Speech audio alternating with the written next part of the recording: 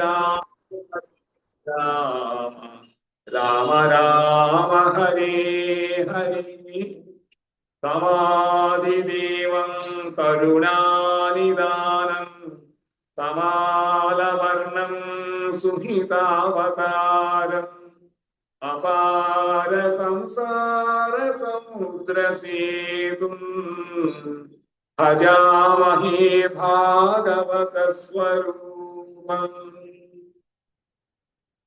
శ్రీమద్ భాగవతం ప్రథమ స్కందం ప్రథమ అధ్యాయములో సౌనకాది ఋషులు శ్రీ సూత గోస్వామిని ప్రశ్నిస్తున్నారు. ఈ విధముగా మేము పగటి పూటంతా కూడా యజ్ఞయాగాలు చేస్తున్నాం, మీ ముఖత భగవత్కథలు వినాలని మా కోరికగా ఉంది. మీరు వ్యాస మహర్షి యొక్క ప్రియమైన శిష్యుడు, అంతేకాకుండా మిగతా మహామహా గొప్ప పండితుల దగ్గర వైష్ణవుల దగ్గర ఇంకా మీరు తత్వములు చక్కగా తెలుసుకుని ఉన్నారు. అంతేకాకుండా చక్కటి సౌమ్యమైనటువంటి స్వభావం కలిగిన వారు, వినయ విధేయతలు కలిగి ఉన్నారు. కాబట్టి మీ యొక్క ప్రవర్తన చూచి అందరు గురువులు కూడా తత్వ రహస్యాన్ని మీకు చక్కగా చెప్పారు. కాబట్టి ఓ సద్పురుషుడా, ఆయుష్మంతుడా, నీవు అధ్యయనం చేసినటువంటి శాస్త్రములలో ఏవైతే మానవులకు పరమ కళ్యాణమును కలిగిస్తాయో అవన్నీ కూడా జాగ్రత్తగా మీరు తీసి దక్క చెప్పవలసినది. రకరకాల పుష్పాలను మకరందం ఉంటుంది,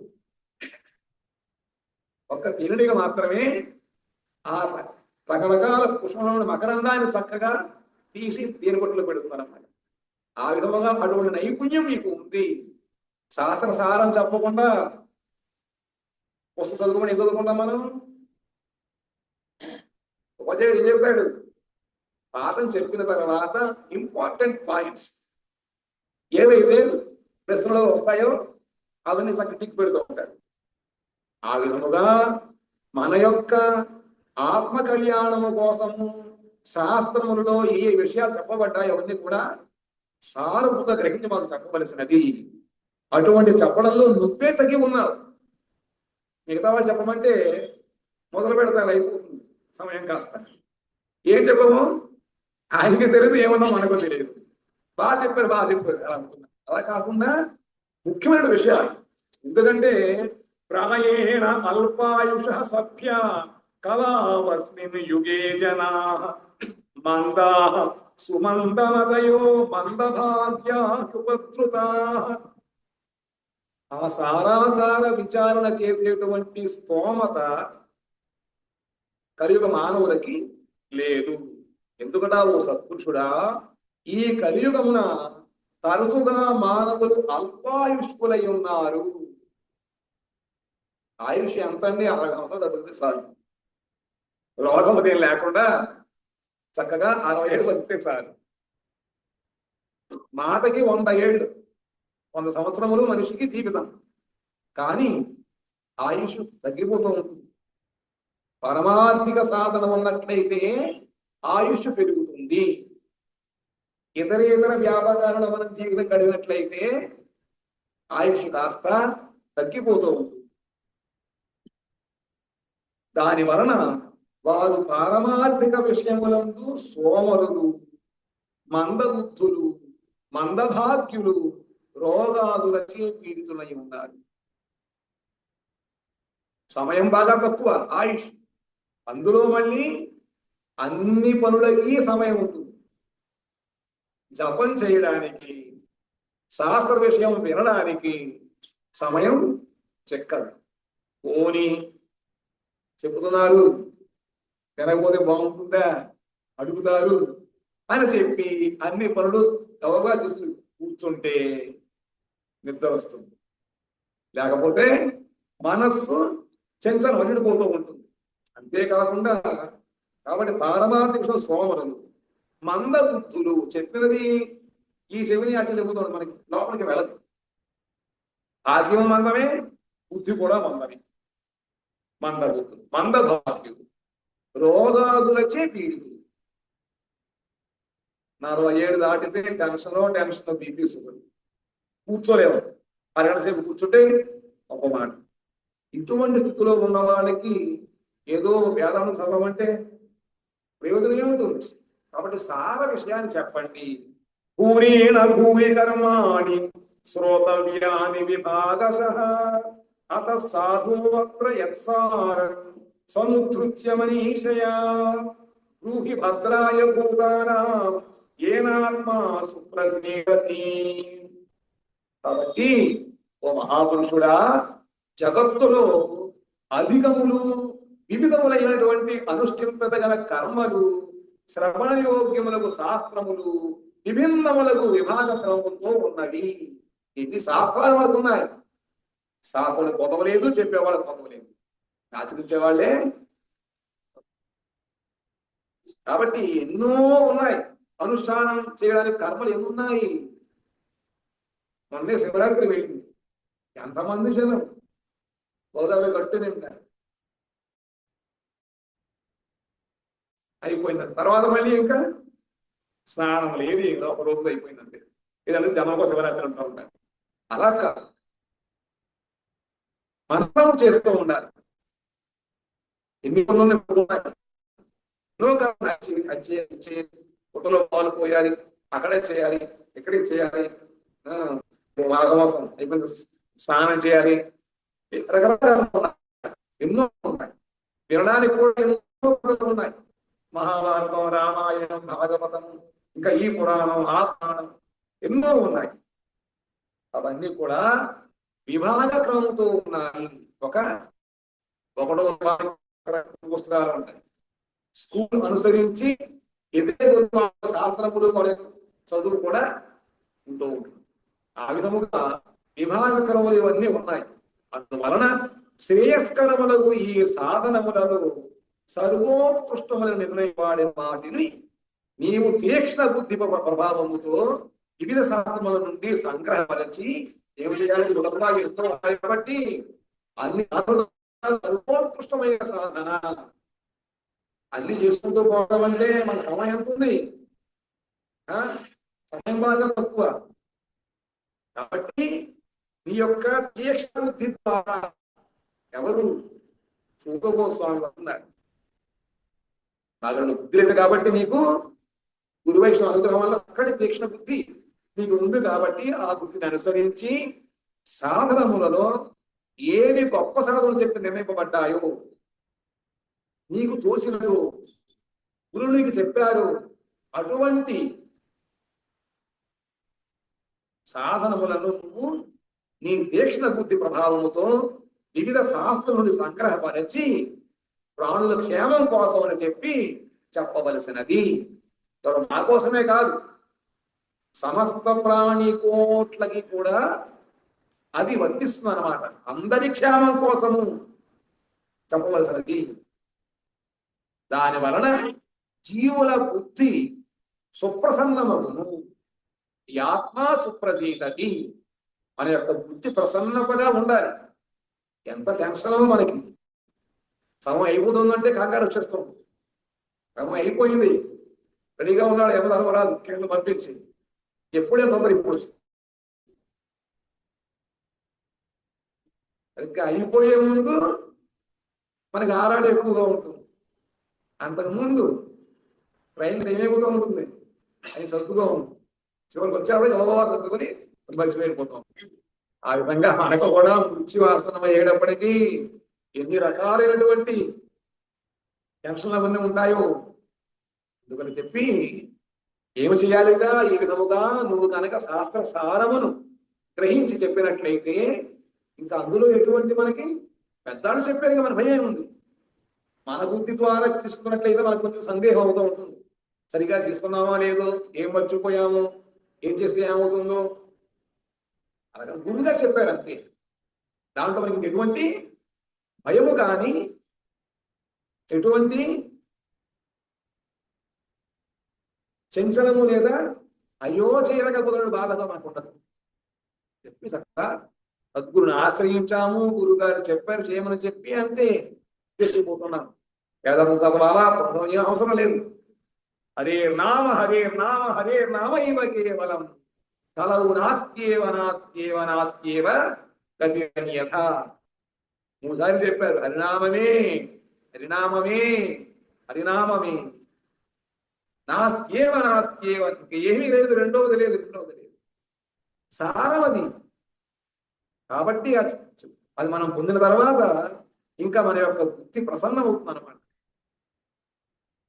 ఆ బుద్ధి ప్రసన్నమైనది ఇంకేముంది, భగవంతుడు మన బుద్ధి ఉందనుకోండి, ఇంకెటువంటి భయం ఉండదు. కాబట్టి నువ్వు ఆ విధముగా మాకు శ్రవణయోగ్యములు ఎన్ని ఉన్నప్పటికీ కూడా మా యొక్క శ్రేయస్సును దృష్టిలో పెట్టుకొని ఈ అల్ప సమయములో కాలమును సద్వినియోగం చేసుకొని భగవంతుడి యొక్క పాదార విందములకు చేరట ఉపాయము మాకు చెప్పవలసినది.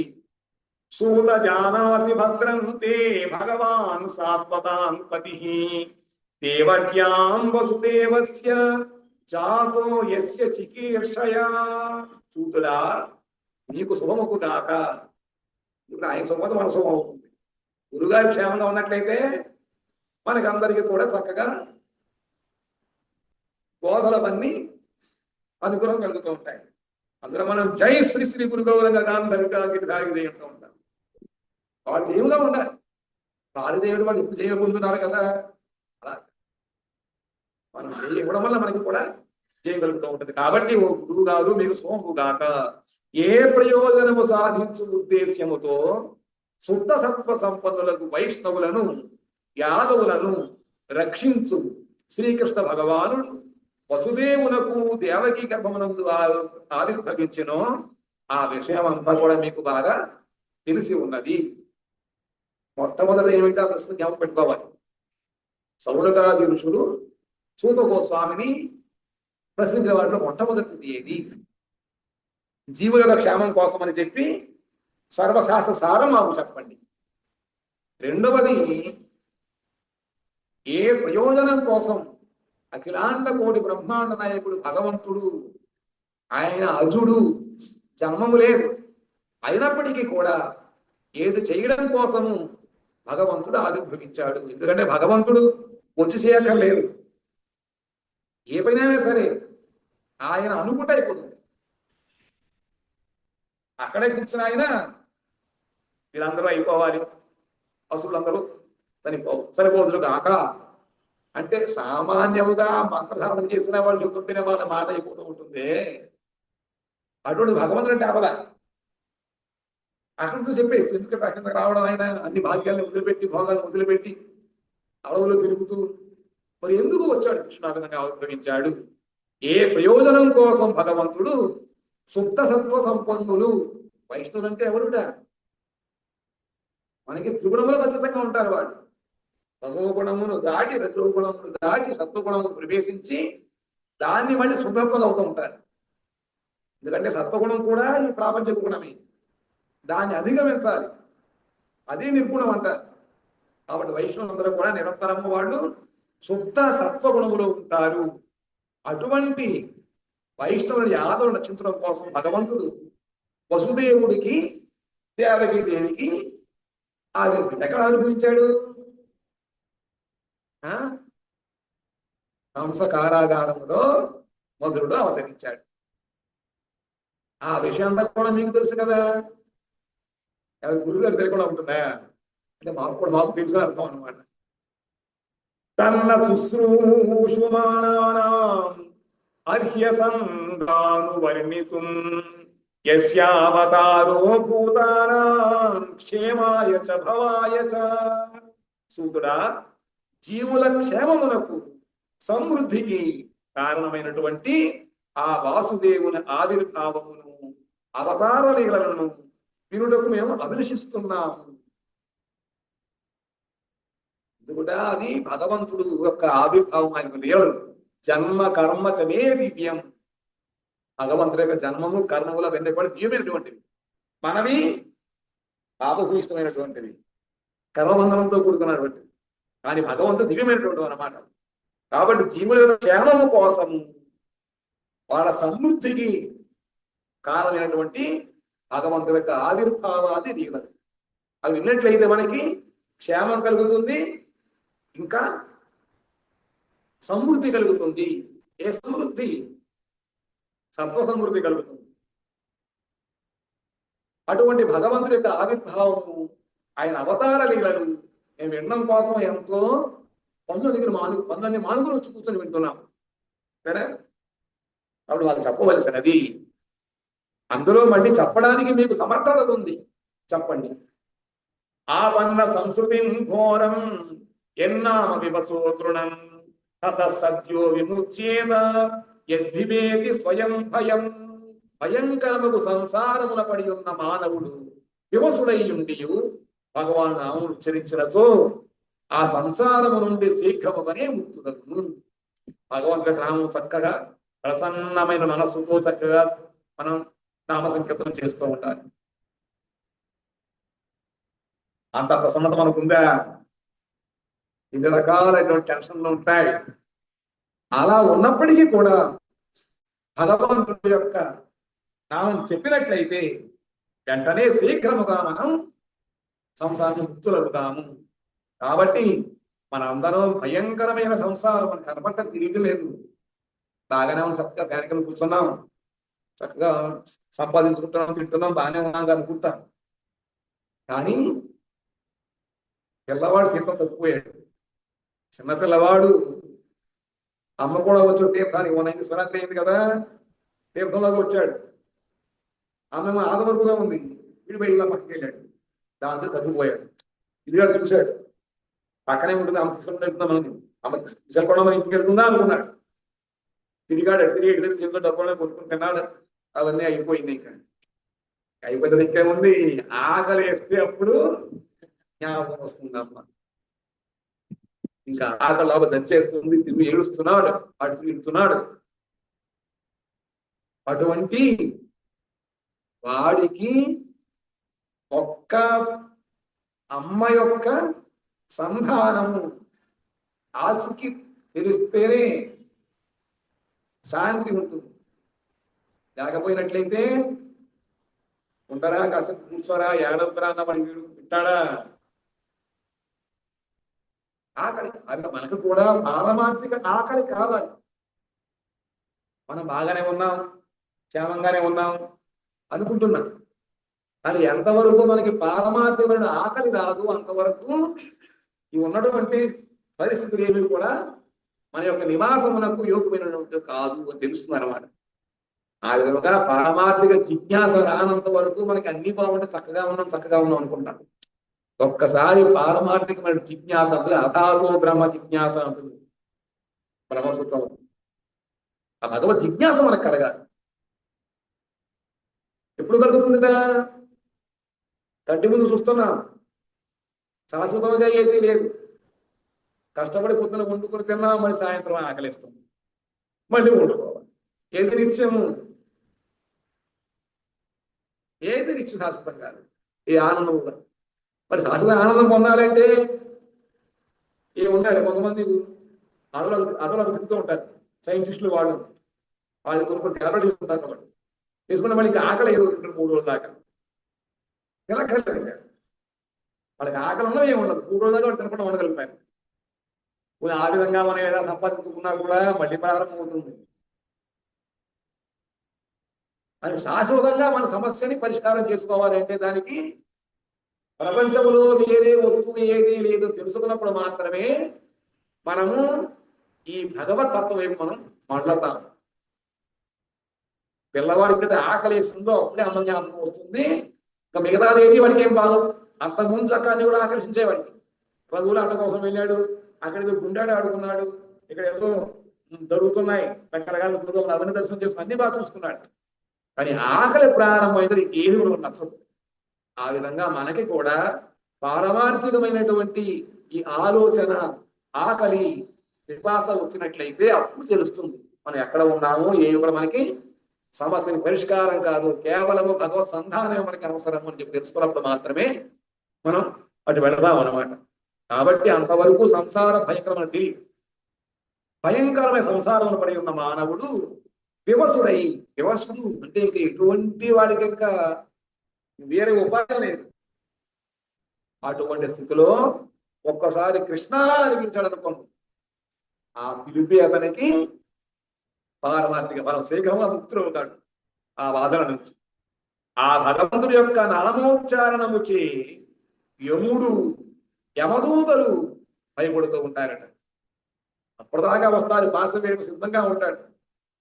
అజముడు ఒకసారి నారాయణ అని పిలిచాడు వాళ్ళ అబ్బాయి. వెంటనే వాళ్ళకి ఆ నారాయణ శబ్దం పలికిన వెంటనే విష్ణువులు వచ్చారు.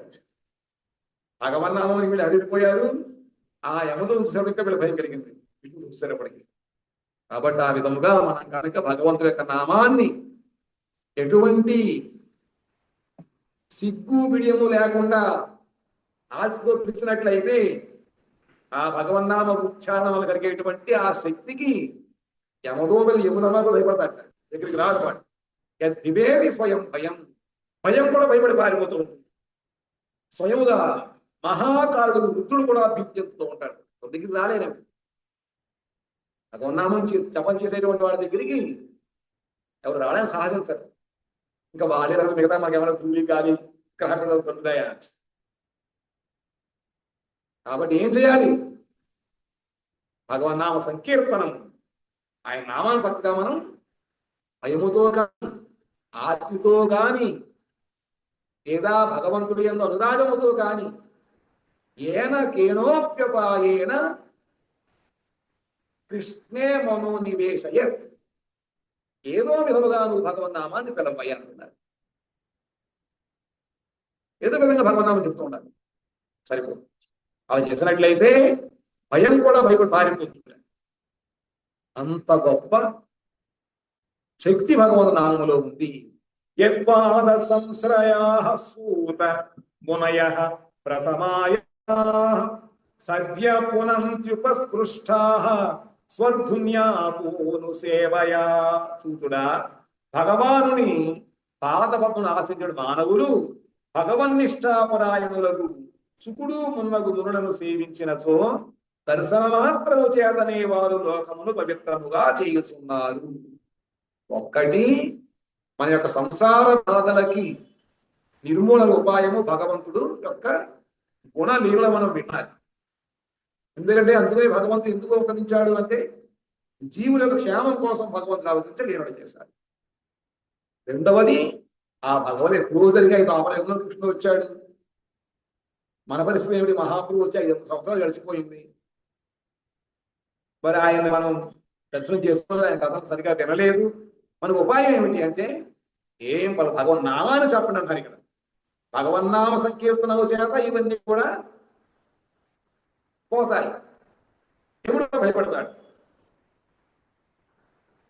తర్వాత చెప్తున్నారట, భగవానుని పాదములను ఆశించిన మానవులు భగవన్నిష్టాపరాయణులకు సుకుడు. మనం చేయలేకపోతున్నాం నామ సంకీర్తనాలన్నీ, కానీ ఎవరైతే చేస్తున్నారో వాళ్ళ దర్శనము చేత మనకి పవిత్రత కలుగుతుంది. అది చెప్తారు కదా, ఓ సుకుడా, భగవానుని పాదపద్మను ఆశ్రయించిన మానవులు భగవన్నిష్టాపరాయణులకు సుకుడు మొదలైనటువంటి మహానుభావులను సేవించినచో దర్శన మాత్రము చేతనే వారు లోకమును పవిత్రముగా చేస్తున్నారు. సుకుడు మొదలైన మహర్షులందరూ కూడా వాళ్ళకి అవసరం లేదు లోకంలో తిరగడానికి. ఎవరి కుటుంబంలో వాళ్ళు చక్కగా భగవన్నామం చేసుకోవచ్చు, సాధన చేసుకోవచ్చు. కానీ తీర్థీ కురవంతి తీర్థాని, తీర్థములవన్నీ కూడా అపవిత్రం అయిపోయాయి. మనలాంటి వాళ్ళందరూ కూడా మునిగితే అవన్నీ అపవిత్రం అయిపోతాయి. మహాలు వచ్చి మళ్ళీ అక్కడ స్నానం చేసినట్లయితే అవి పవిత్రం అవుతూ ఉంటాయి. తీర్థములు ప్రపంచంలో భగవంతుడు తీర్థంలో పూజోగానికి వెళ్ళి మానవుల యొక్క పాపాలు పోగొట్టడం కోసం చక్కగా మీరు తీర్థములుగా ఉండండి అంటే ఉంటాం, బాగానే ఉంది. వాళ్ళందరూ మునిగితే మానవులో శక్తి అంతా పోయి వాళ్ళ పాపాలు వస్తాయి. మరి మా సంగతి ఏమిటి అంటే ఏం పర్వాలేదు, నేను నా భాషను పంపుతూ ఉంటాను. మహర్షులు వెళ్ళి చక్కగా స్నానం చేసినట్టు అవన్నీ పవిత్రం అయిపోతూ ఉంటాయి అన్నమాట. కాబట్టి ఆ మహాత్ములు వాళ్ళందరూ కూడా భగవంతుడు యొక్క పాదములను ఆశ్రయించి నిరంతర భగవంతుడి యొక్క ఆలోచన చేసేటువంటి మహాత్ములు భగవన్ నిష్ఠాపరాయణులకు వాళ్ళందరూ కూడా వాళ్ళని సేవించాలి, వాళ్ళ దర్శనం చేసుకోవాలి. దర్శనాదేవ సాధన, దర్శనే పవిత్ర కొరో ఏ తొమాడు. దర్శనం చేసుకుంటే సార్ అక్కర్లేదు. దర్శనము చేసుకున్న మాత్రము చేతని మనలో ఉండేటువంటి అపవిత్రాన్ని కూడా పోతాయి. కానీ గంగా నది, గోదావరి మొదలైనటువంటి నదులు ఉన్నాయి కదా, గంగా వచ్చినా కూడా మనకి ఎటువంటి పవిత్రత కలగదు. మనము శాస్త్రబద్ధముగా వెళ్ళి లోపల దిగి స్నానం చేయాలి. ఆ స్నానము చేయనంత వరకు మనలో ఉండేటువంటి బాహ్యమైనటువంటి లోపల ఉండేటువంటి మైల కూడా పోదు. లోపలికి పోలేకపోదలేండి, బయట.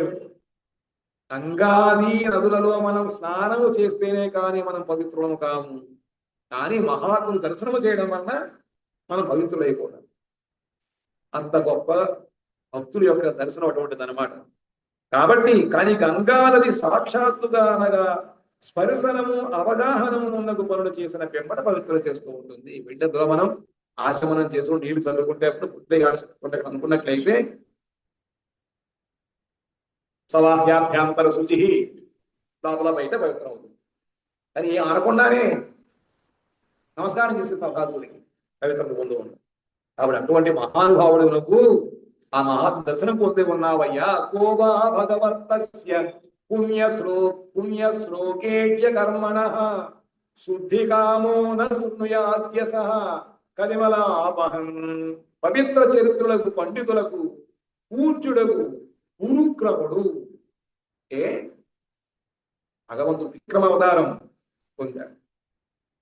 అధికముగా ఆయన తన యొక్క ఈ పాద సంచారణము ద్వారా సమస్త లోకాలని కూడా పవిత్రము చేసి దాన్ని కొలిచాడు. అంతేకాకుండా తన పరాక్రమము ద్వారా సమస్త లోకముల యొక్క అశుభాలను పోగొడుతూ ఉంటాడు. అందుకని ఆయన గురుక్రముడు అంటారు, పుణ్యశ్లోకుడు అంటాం. ఆ విధముగా భగవంతుడు పవిత్ర చరిత్రలకు పూజ్యులు. భగవంతుని ఎవరు పూజిస్తారు? ఎవరికైతే భగవంతుడు యందు భక్తి శ్రద్ధ ఉన్నాయి వాళ్ళు చేస్తారు. ఆ భక్తి శ్రద్ధ ఉంటే అంత పవిత్రులు అయిపోతారు. అవన్నీ నామ చెబితేనే పవిత్రులు అయిపోతూ ఉంటారు. అటువంటి శ్రద్ధ ఉన్నట్లయితే ఇంకా ఎంత పవిత్రులు వాళ్ళు భగవంతుడి యొక్క పండుగలకు పూజమతున్నటువంటి ఆ భగవంతుడి యొక్క కలికల్మషమును హరించునట్టి కీర్తి కథను, కలి కల్మషాపహం శ్రవణ మంగళం ఇంటి శుభాలు చేకూరుతాయిట. ఆ భగవన్నామ సంకేతం మనం ఆ భగవద్లీలను కీర్తించినట్లయితే మనలో ఉండే కల్మషం అంతా పోతుంది. కల్మషాపహం. అటువంటి చక్కటి ఆ భగవంతుడి కీర్తి కథను ఆత్మశోధకుడకు ఏ మానవుడు వినకుండా ఉండును.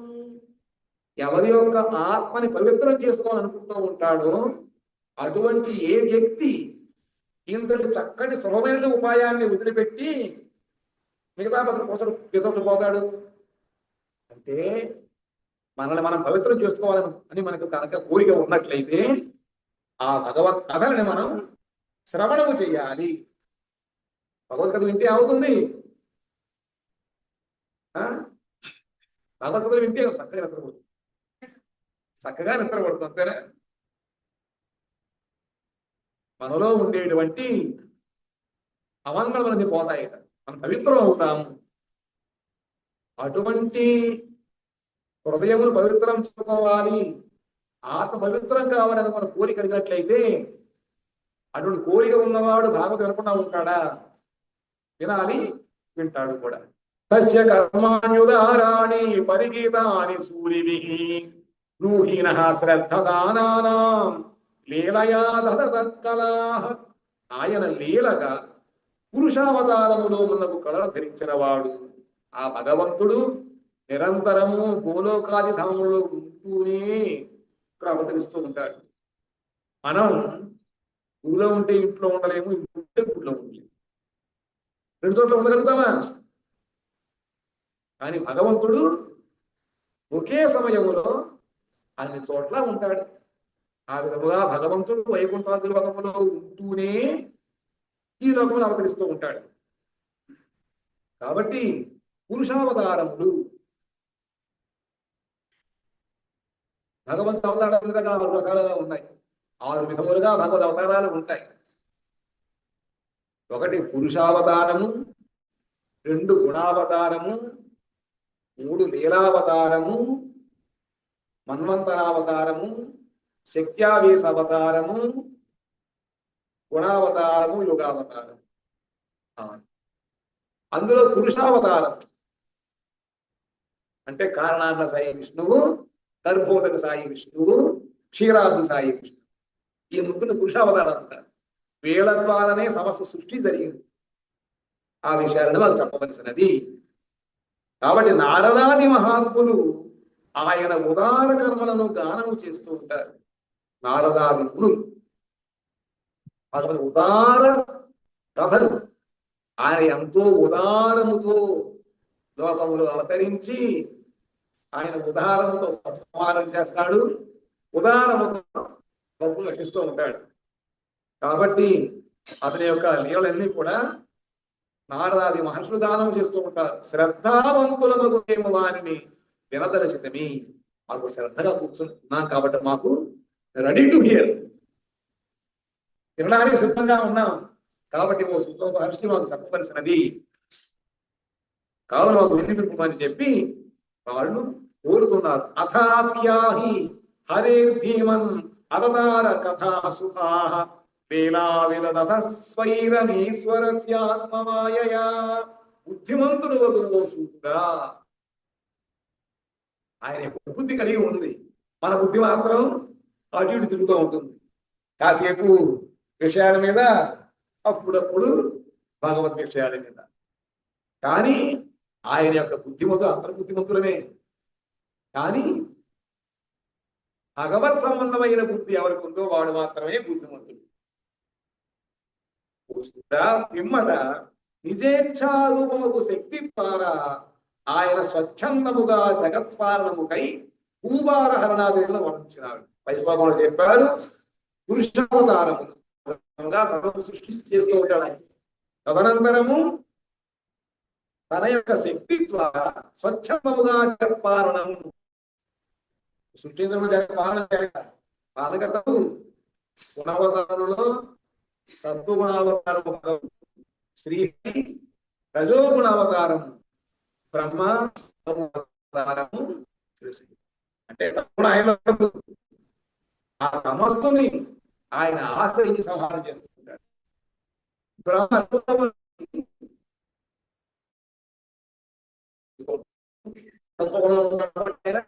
పాలనతో ఉంటాడు. నిజము ఇష్టంగా తన యొక్క శక్తి ద్వారా స్వచ్ఛందముగా చేయడం, భూభార హరణం చేయడం ఇలా చేస్తూ ఉంటాడు. ఆ మంగళమైనటువంటి భగవంతుడిగా అవతార కథలను మాకు చెప్పండి.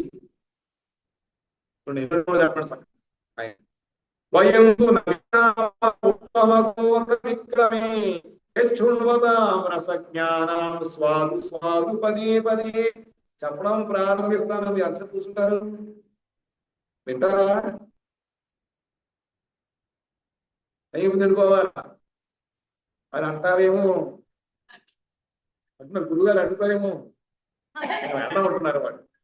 పుణ్యశ్లోకులకు భగవన్ వినటం వలన మా గురు తృప్తి కలగటం లేదు. భగవత్ కథలు వినడములో మాకు చాలు, ఇంకా కట్టేకి మేము అనకండి చెప్తూ ఉంటారు, వింటూ ఉంటారు. అంటారు మీరు అని అంటారేమో, మేము వింటూనే ఉంటాం. కాబట్టి మాకు తృప్తి కలగటం లేదు. ఎందుకంటే భగవంతుడు అటువంటి ఇంకా చాలా ఎవరు అన్నారు, మాకు ఎప్పుడు కూడా తృప్తి కలగడం లేదు. ఎందుకు రసజ్ఞులకు శ్రోతలకు అడుగడుగున భగవాన్ లీలలలో నూతనమగు రసము అనుభవంలోనికి వచ్చును. ఇందేమన్నారు, రసికా భూభాలుగా అన్నారు. 3వ శ్లోకములో నిగమ తర్పగలు నిగమ కల్ప తరోరి గడితం ఫలం సుఖముగా అమృత ధర్మ సంయుతం పిబత భాగవతం రసమాలయం ముహుదవో రసికా భూభావుక. కాబట్టి రసజ్ఞుడు ఆ వినడంలో చక్కటి ఆనందం కలుగుతూ ఉంటుంది. అసలు ఎసెన్స్ అది తెలుసు వాళ్ళకి. కాబట్టి ఎవరికైతే ఒక్కసారి రసం గురించి తెలుస్తుందో వినడంలో వాళ్ళకి ఆనందం కలుగుతుంది. అటువంటి వాళ్ళు దాన్ని మనం వదిలిపెట్టారట.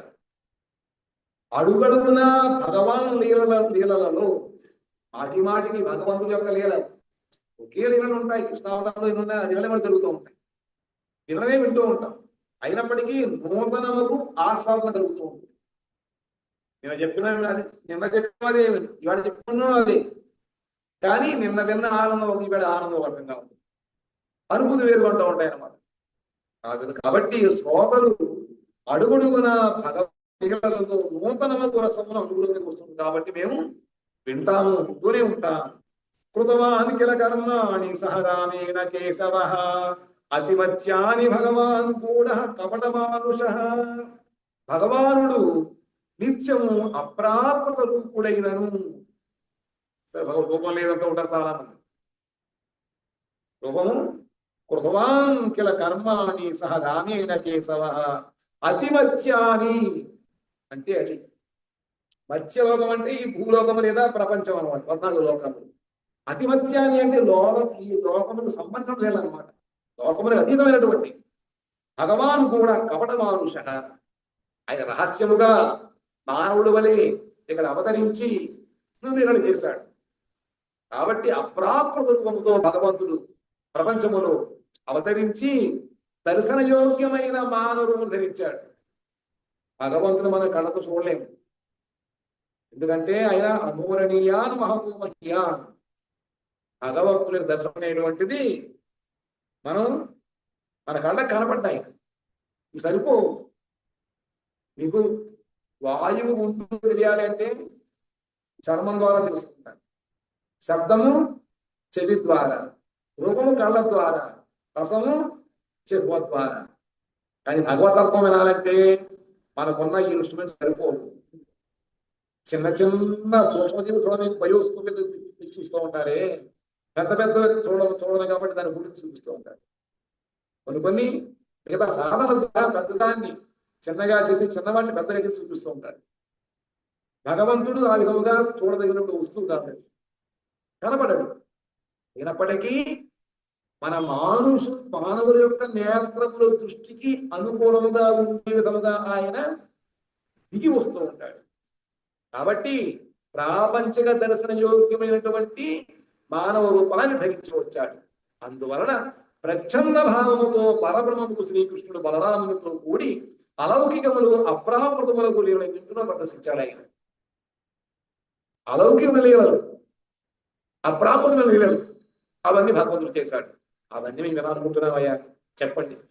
కలిమాగతమాజ్ఞాయ క్షేత్రే వైష్ణవే వయం ఆసీనా దీర్ఘ సత్రేణ కథాయాం సక్షణా హరి. కలియుగం వచ్చినది తెలుసుకొని మేము ఈ వైష్ణవ క్షేత్రం అంటే నైమిసారణ్య వైష్ణవ క్షేత్రం, అక్కడ ఏకకాలం వరకు జరిగే యజ్ఞాన్ని మేము సంకల్పించి చేస్తున్నాము. ఇప్పుడు మాకు హరికథలను విన అవసరం మాకు కలిగింది కాబట్టి చెప్పండి. త్వన్న సందర్శితో ధాత దుస్తరం నిస్థితీర్షతాం కలిం సత్వహరం పుంసాం కర్ణధార ఇవార్ణవం. మేము మానవుల బలమును బుద్ధిని నాశనము చేయు కలికాలమును దుస్తరముకు సముద్రమును దాటదలచితివి. ఇది సముద్రము కలియుగము అన్న, ఇది సంసారం అన్నమాట. దుస్తరము అంటే మనం యొక్క సాధన ద్వారా ప్రయత్నము ద్వారా దాన్ని దాటలేదు. దేన్ని? సంసార సముద్రాన్ని. పైగా అది ఇంకా కలియుగము ఇంకా కష్టం. ఎందుకుడా మన యొక్క బలము బుద్ధి నాశనం చేస్తుంది కలియుగం. మనకున్న బలాన్ని బుద్ధిని కూడా నాశనము చేసేటువంటి కలికాలం వచ్చింది. దాన్ని దాని అతిక్రమితాన్ని అనుకుంటున్నాను. సముద్రం యొక్క ఆవలి గట్టును చేరుటకు అభిలషించు జనులకు కర్ణధారుల వలె ఉన్న నిన్ను విధాతయే మాకు చూపెను. మేము ఈ విధంగా మేము దాటని అనుకుంటున్నాం. నేలలో వ్యక్తికి ఒక నౌక దొరికితే మహా ఆనందం. కూర్చుంటే తాడిపోతాడు. ఆ విధముగా మేము దుస్తమైన సంసార సముద్రాన్ని అనుకుంటున్నాము. అటువంటి మాకు నువ్వు ఒక పడవగా మాకు భగవంతుడు మమ్మల్ని మాకు పంపించాడు. కాబట్టి ఈ విధాతయే భగవంతుడే మా దగ్గరని పంపించాడు. కాబట్టి మాకు భగవద్గీత వినిపించవలసినది. భృహు యోగేశ్వరే కృష్ణే బ్రహ్మణ్యే ధర్మవర్మణి స్వాం కాష్టా మధునోపేతే ధర్మహకం శరణం గతః.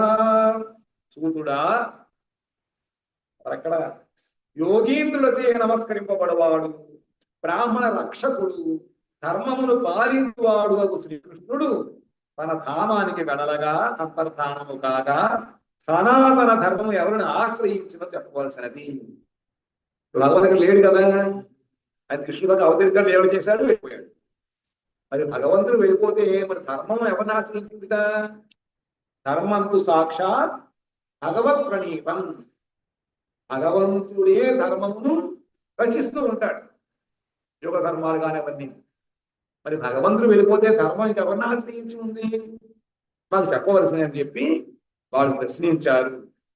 ఇది శ్రీమద్భాగవతే మహాపురాణే బ్రహ్మసూత్ర భాష్యే పారమహంస్యాం సంహితాయాం వైయాసిక్యాం ప్రథమస్కంధే నైమిషో ఉపాఖ్యానే ఋషి ప్రశ్నో నామ ప్రథమోధ్యాయ. ఈ విధముగా ప్రథమ మొదటి అధ్యాయం పూర్తయింది. ఈ అధ్యాయంలో నైమిసారణ్య సూతులు అడిగిన ప్రశ్నలు ఇవన్నీ వర్ణించాలన్నమాట. తదనంతరము రెండవ అధ్యాయం భగవద్భక్తి యొక్క మహాత్ములు చెప్తారు. అది భగవంతుడు అంటే తర్వాత కృపా సింధుభ్యేవ చ పతితానాం పావనేభ్యో వైష్ణవేభ్యో నమో నమః. హరిహరాయ నమ కృష్ణ యాదవాయ నమ హరిహరాయ నమ కృష్ణ యాదవాయ మాధవాయ కేశవాయ నమ.